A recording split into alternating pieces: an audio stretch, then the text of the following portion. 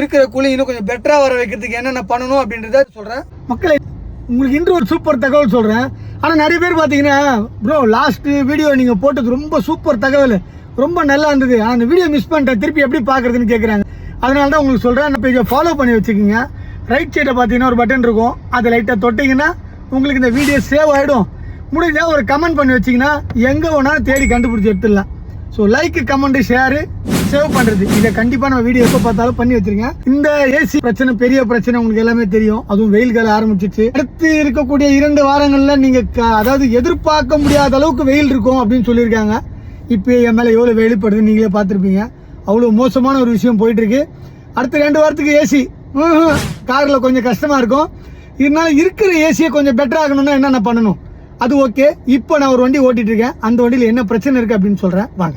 சுட்டெரிக்கும் வெயில தான் வண்டி நிற்கிது, ஓட்டிட்டு இருக்கேன். அப்படியே இங்கே பாருங்க, வெயிலே வச்சு காட்டுறேன். 8.5 டிகிரி செல்சியஸ் இருக்கு.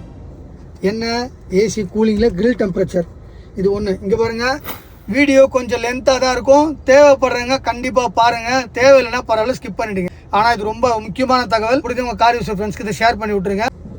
மக்களை இந்த ஹோண்டா சிட்டியில் பார்த்தீங்கன்னா ஏசி பிரச்சனைக்காக கஸ்டமர் கம்பெனிக்கு கொண்டு போயிருக்காரு. உடனே அவங்க எல்லாத்தையும் செக் பண்ணிட்டு, சார் இந்த வண்டியில் அதாவது 93,000 கிலோமீட்டர் ஓடிடுச்சு, அதனால இந்த வண்டிக்கு கம்ப்ரஸர் தான் சார் போயிடுச்சு, மாற்றி ஆகணும்னு சொல்லிட்டாங்க. இந்த கஸ்டமர் நம்மளோட நீண்ட கால நண்பர், 20 வருஷமா நிறைய முறை நம்மகிட்ட சர்வீஸ் கொடுத்துருக்காரு. மாருதி 800 ஆரம்பிச்சு நீங்க வச்சிருக்க ஹோண்டா சிட்டி, கியா கேரன்ஸ் வரைக்கும் நிறைய வச்சிருக்காரு. கொண்டு வந்து செக் பண்ணுறப்ப நான் பார்த்தேன் ரேடியேட்டர் ஃபேன் ஓடலை.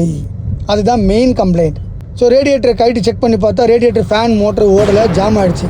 எப்படின்னா சில நேரத்தில் தட்டனா ஓடுது, சில நேரத்தில் ஓட மாட்டேங்குது. கஸ்டமர் கம்ப்ளைண்ட் என்னன்னா சில நேரத்தில் கூலிங் வருது, சில நேரத்தில் கூலிங் வர மாட்டேங்குது. அதுக்கு என்ன நம்ம தெளிவாக செக் பண்ணுறப்போ ரேடியேட்டர் ஃபேன் ஓடலையா, அதனால் ரேடியேட்டர் ஃபேன் மட்டும் கழட்டிட்டு வேறு ஃபேன் போட்டுட்டோம். இப்போ கூலிங் என்ன அப்படின்றத நீங்களே பார்த்துருப்பீங்க. இன்னும் இப்போ கூட காட்டுறேன் 8.5 அப்படியே தான் இருக்குது.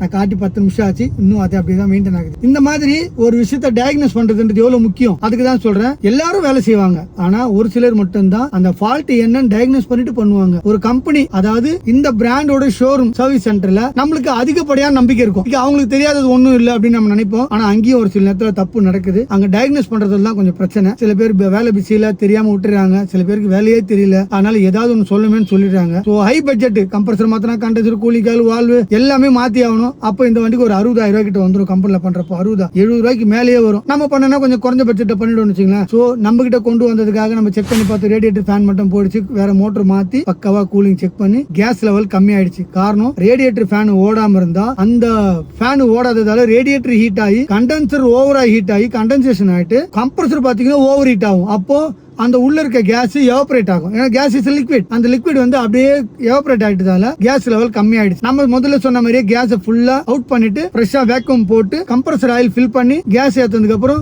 பெட்டர் கூலிங் சூப்பரா வந்துருச்சு. இந்த மாதிரி முறையா ஒரு விஷயத்தையும் பண்ணா சூப்பரா இருக்கும். அடுத்து எதுவுமே ரீப்ளேஸ் பண்ண வேணாம், அப்படியே உங்க வண்டியில கூலிங் சூப்பரா இருக்கணும் அப்படின்னு நீங்க தெரிஞ்சுக்கணும்னா இந்த வீடியோ முழுசா பார்த்த எல்லாரும் கண்டிப்பா கமெண்ட் பண்ணுவீங்கன்னு நினைக்கிறேன். அந்த விஷயத்த ப்ரோ இருக்கிற வண்டியிலேயே அப்படியே ஏசி பெட்டரா கூலிங் வர வைக்கணும்னா என்ன பண்ணணும் அப்படின்னு நீங்க கொஸ்டினா கேளுங்க, நான் அடுத்த வீடியோ ஆன்சரா சொல்றேன். கண்டிப்பா நீங்க கொஸ்டின் கேட்கணும், அப்பதான் இந்த மாதிரி இன்ட்ரெஸ்டிங்கான விஷயம் உங்களுக்கு ஷேர் பண்ணுவேன். நீங்க கமெண்ட்டும் பண்ணல, லைக்கும் பண்ணல, சேவும் பண்ணல, எதுவுமே பண்ணலன்னா நானும் அடுத்து எதுவும் பண்ணல.